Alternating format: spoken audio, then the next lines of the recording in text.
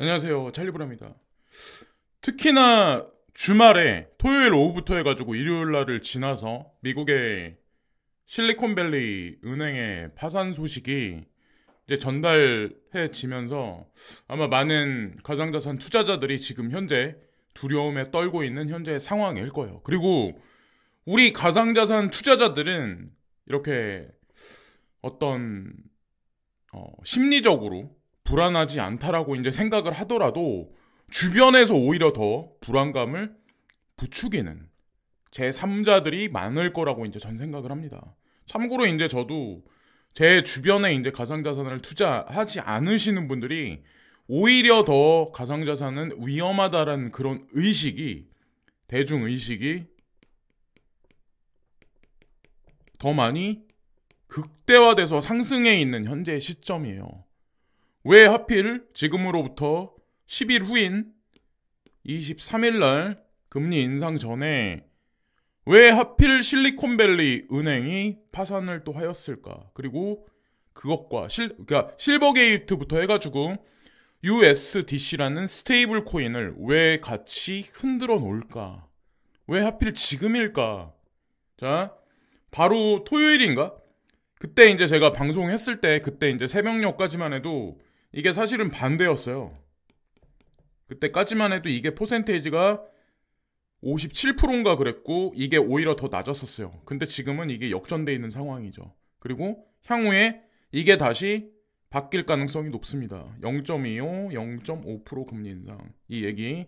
그래서 이게 엎치락 뒤치락 하겠지만 어쨌건 지금서부터 10일 그리고 중요한 건 이제 제가 좀 이따 이제 일정을 말씀드릴 건데 그것에 따라서 뭐 금리에 관한 얘기를 하겠지만 제가 이제 말씀드리고 싶은 부분이 뭐냐면 일단 뭐 3월 14일 2월 소비자 물가지수 CPI 인플레이션하고 직접적으로 관련 있는 대표적인 지표 15일 날 미국 생산자 물가지수 PPI 이 두 개 14 특히나 이제 15일 날 엄청 중요한 시점이에요. 근데 이제 더 중요한 게 뭐냐면 보세요. 자, 코인데스크의 그 앞전에 자 여기 중심에다가 USDC 준비금 모두 부족분 충당에 동그라미 스테이블 랠리 촉발 준비금 증명돼 있는데 이렇게 서클사가 공식적으로 이제 발표를 했어요. 그거는 이제 코인데스크에서 좀 중요한 사항이라고 생각했기 때문에 이렇게 이제 얘기를 했고 일단 뭐 투자자들 가상자산 시장에 머무르고 있는 사람들의 안정을 살짝 이제 저는 이 뉴스를 통해서 도모했다라고 이제 생각을 하는데 자넷 옐런이 실리콘밸리 은행 구제금융에 반대하지만 구제금융은 안 할 거야. 정부는 예금자를 돕기 위해 노력하고 있다고 말합니다. 구체적인 사항은 아직 나오진 않았어요. 예. 지금까지 나와 있는 새벽에 나온 뉴스로는 구체적인 사항은 아직 나오지 않았어요. 구체적인 사항이 나왔다면 지금 가격보다 21,000달러 정도 있는데 지금 가격보다 더 많이 폭등을 해 있겠죠. 이도저도 아닌 상황으로 지금 만들어놨는데 이 자넷 옐런이 이제 무슨 얘기를 하냐면 미국 은행 시스템은 정말 안전하고 잘 자본화되어 있다. 그녀는 말했습니다. 자, 이번에 설상 불을 끈다고 해도 언젠가는 전통적인 금융 시스템이 무너집니다. 그게 트리거가 돼서 가상자산 시장으로 많은 유동성이 오히려 위험을 촉발하는 게 아니라 그걸 트리거로 해서 가상자산 시장이 더 부각될 가능성이 전 높다라고 생각해요. 그리고 그 에너지의 이양 작업이 서서히 향후에 2025년까지 진행되지 않을까라는 생각을 합니다.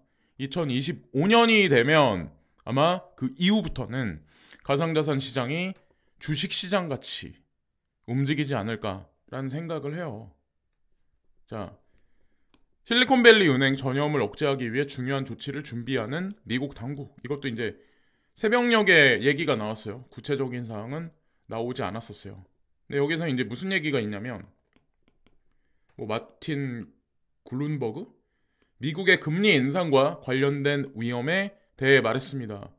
금리 인상을 만약에 제롬 파월 연준 의장이 엄청나게 강경하게 만약에 뭐 지금 계획대로 0.5%를 만약에 한다면 더한 일이 발생이 되겠죠. 이거는 단지 실리콘밸리 은행의 파산으로 끝나는 게 아니라 그 상위 그룹까지, 그리고 실리콘밸리 지역에 있는 많은 스타트업들, 벤처 기업들이 도미노 현상으로 파산이 일어날 거고, 거기에 투자한 전 세계 뭐 국부펀드라든가 아니면 중앙은행들도 있을 거 아니야.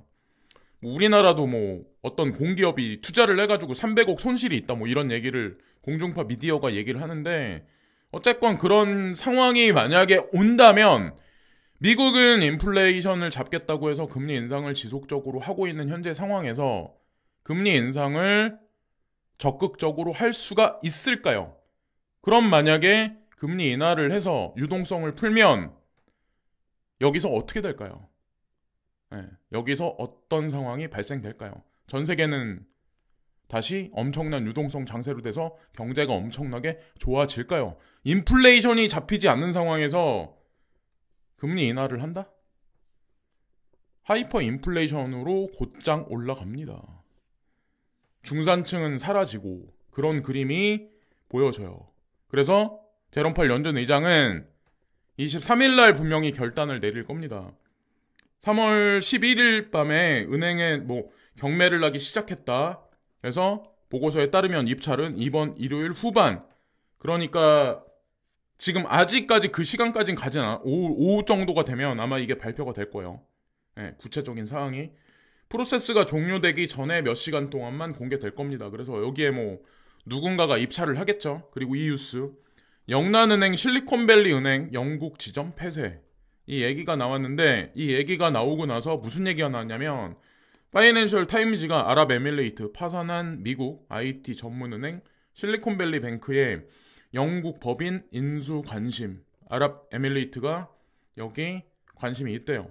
그래서 중간자가 누구냐, 여기 SVB 영국 법인의 매수자를 찾는 작업은 로스차일드가 맡아 진행 중이다. 네. 로스차일드가 중개자이고 아랍에미레이트가 구미를 흘리고 있다. 여기다가. 자, 어쨌건 뭐 누군가가 나서겠죠. 테슬라가 됐건 무슨 기업이 됐건. 그래서 앨런 머스크가 이거 나 관심 있는데, 트위터가 실리콘밸리 은행을 사들여 디지털 은행으로 거듭나야 한다는 트윗을 올리면서, 자, 앨런 머스크가 이제 언급한 내용을 인용해서 이제 얘기가 나왔던 것 같아요. 그래서 모르죠. 예, 그건 뭐 시간이 얘기를 해줄겠지만 뭐 사실성이 없는 얘기는 아니라고 생각해요. 저는. 자, 아니 땐 굴뚝이. 그래서 뭐 이게 어떻게 될지, 아니면 뭐 아까 말했듯이 아랍에미레이트가 나올지, 소뱅이 나올지, 뭐 그거는 모르죠. 어쨌건 누군가가 나타날 거라 저는 생각하는데, 딱 지금 이런 상황이에요. 여기서 이제 연준, 그리고 여기 실리콘밸리 은행 일단 파산했어요.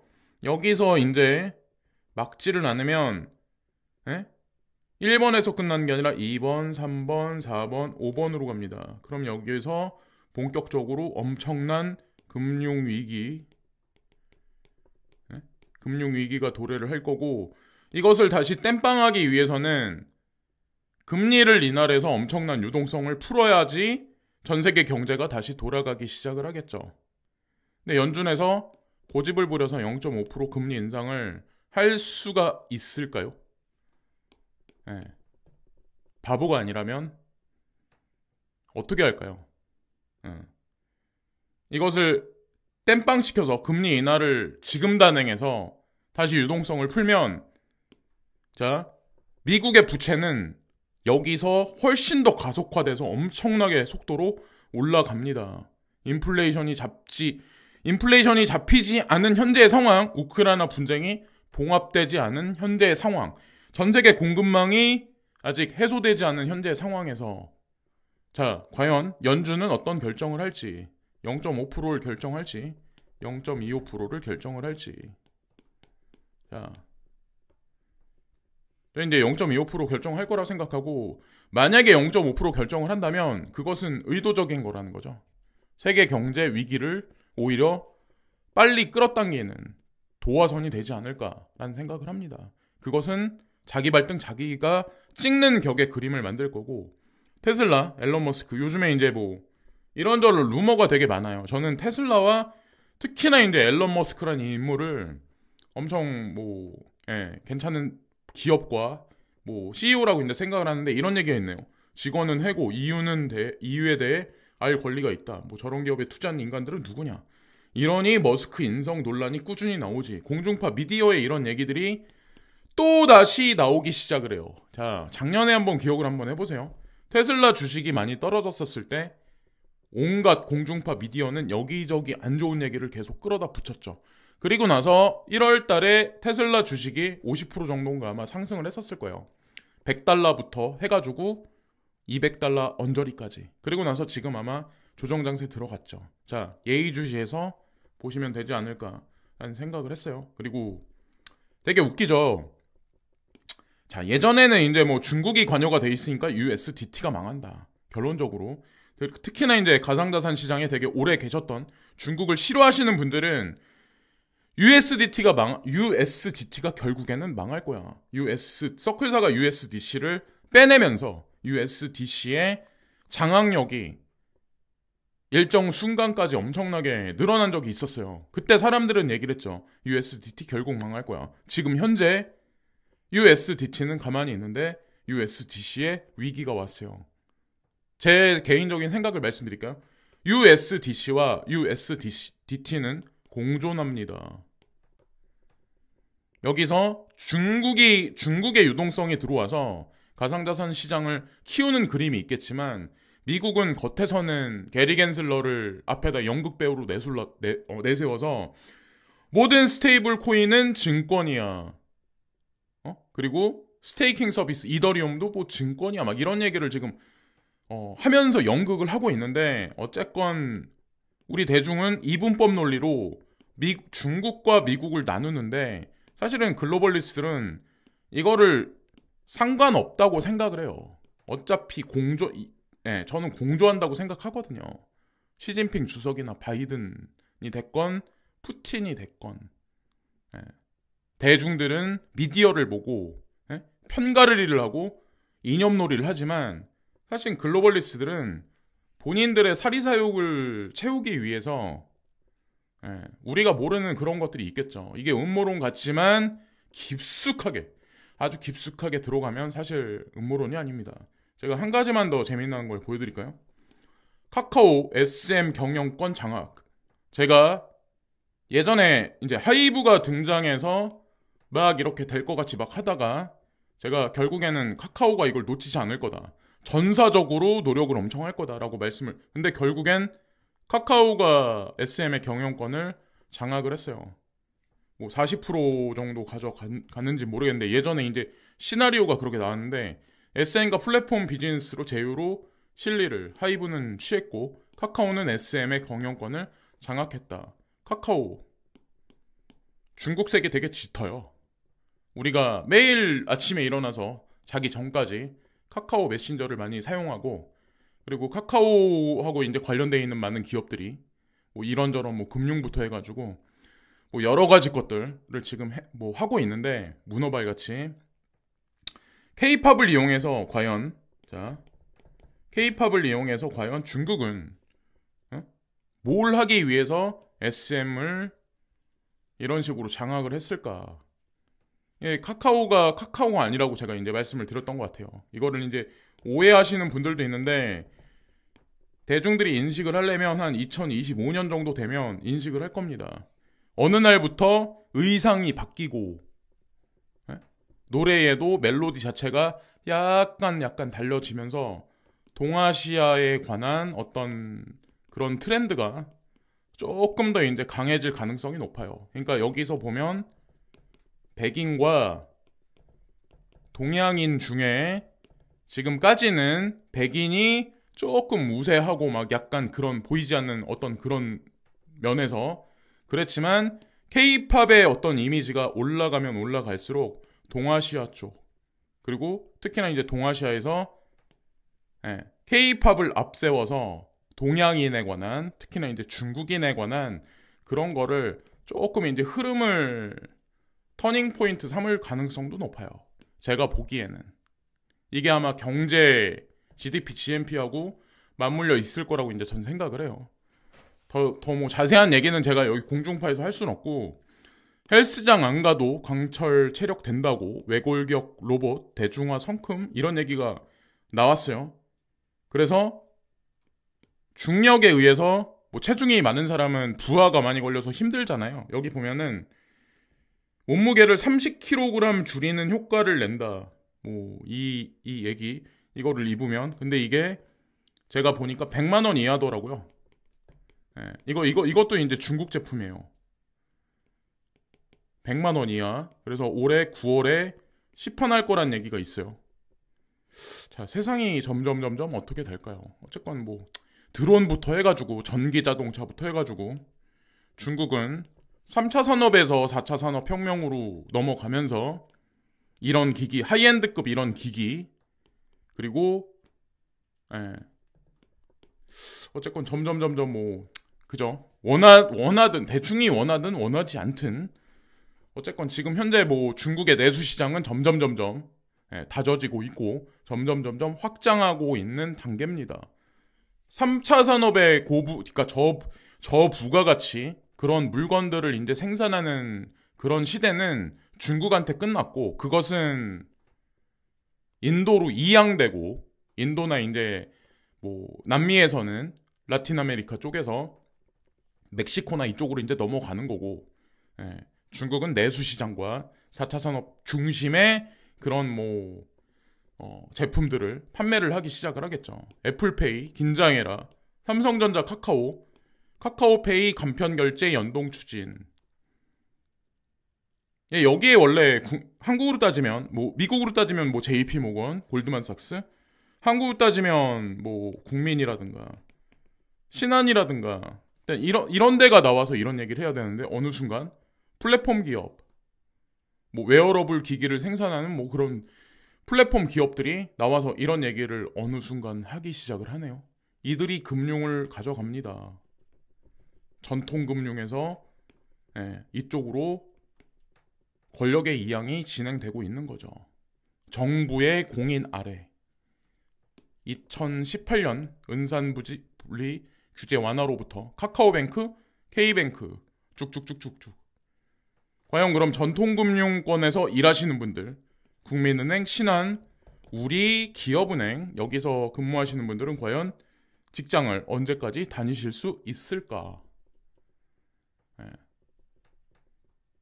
엄청나게 많은 사람들이 2025년까지 많이 아마 나오지 않으실까. 본의 아니게 이게 뭐 그렇게 되겠죠. 중국 입김이 세졌다. 사우디, 이란, 화해, 중동 전세, 재편 조짐. 이란이 원래 핵무기 같다. 핵 발전 시설, 핵무기 같다. 문제가 참 많았어요. 미국이 개입돼서 그 문제가 해결되지 않았었어요. 사우디는 그것 때문에 불안해했었고, 이 상황에서 미국이 했던 역할을 중국이 대신한 거죠. 중국이 대신 나와서 이거를 해결을 했어요. 제가 말씀드렸죠. 대중이 원하든 원하지 않든 그냥 저는 항상 흐름을 그냥 말씀드릴 뿐이에요. 향후에 어떻게 될지.